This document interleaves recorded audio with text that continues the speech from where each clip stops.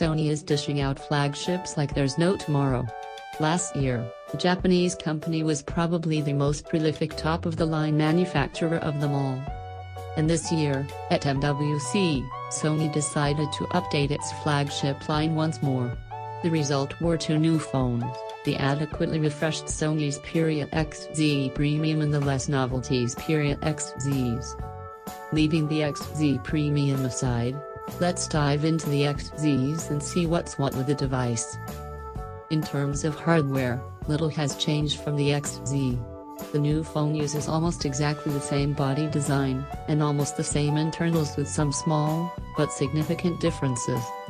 The display on the Xperia XZs is anything but bad. The LCD panel comes with colors that are a bit inaccurate but still pleasing, and delivers great performance in extreme sunlight.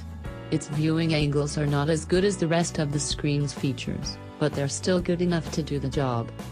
Its resolution stands at 1080 by 1920 pixels, which is more than enough pixels to deliver a very clean, easy-to-read image.